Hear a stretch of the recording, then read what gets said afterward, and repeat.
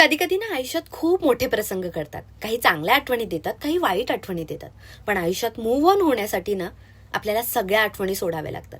जसा हा मेकअप, मी आज खूप सुंदर दिसते, माझे खूप छान फोटो देखील आले. पण आता घरी आल्यावर विचार आहे, हा मेकअप काढू की नको? ऑब्व्हियसली काढू. मेकअप आणि सनस्क्रीन मध्ये असणारं SPF हे चेहऱ्यापासून निघालंच पाहिजे. जर हे नाही निघालं ना तर हे पोर्स मध्ये जाऊन अडकून राहतं आणि यु नो व्हॉट, हळूहळू चेहरा काळवंडायला लागतो. हे साधे ऑइल्स आणि साधे मेकअप रिमूव्हर ना पोर्स मधला मेकअप अजिबात काढत नाही आणि चेहऱ्यावर जो गरजेच्या गोष्टी असतात तेही काढून टाकतो.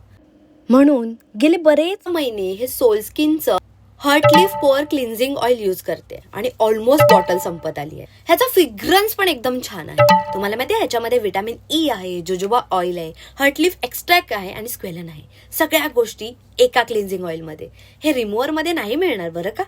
2 ते 3 मिनिटात तुमचा सगळा मेकअप काढून टाकतो. तुम्हाला हातावर 2 ते 5 ड्रॉप घ्यायचे आहेत आणि वरून खालच्या रीतीने सर्क्युलर मोशनने मसाज करायला सुरुवात करायची. थोड्या वेळ झाल्यानंतर हातावर पाणी घ्यायचंय आणि परत मसाज करायला सुरुवात करायची. थोडा व्हाईट फॉर्म क्रिएट होईल आणि तुम्ही बघू शकता भयानकरित्या सगळा मेकअप खाली वालाय.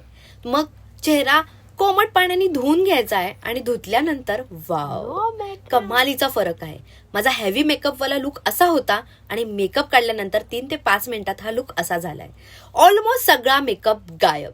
तुम्ही या संत्र्यावर बघू शकता. संत्र्याला खूप जास्त पोअर्स असतात आणि हा संत्र्याच्या अगोदर हा असा संत्र्यामध्ये मेकअप अडकलेला असतो, जसा आपल्या फेसमध्ये अडकलेला असतो. आणि नॉर्मल रिमूव्हर ना अजिबात पोअर्स मधला मेकअप काढत नाही. आणि क्लिन्झिंग ऑइल संत्र्यामधला सगळा मेकअप काढून झालेला. हा suitable for all skin type आहे, त्यामुळे तुम्ही निश्चिंत राहा. तुम्हाला जर हा क्लिन्झिंग ऑइल ऑर्डर करायचा असेल तर कमेंट सेक्शन मध्ये लिंक टाईप करा.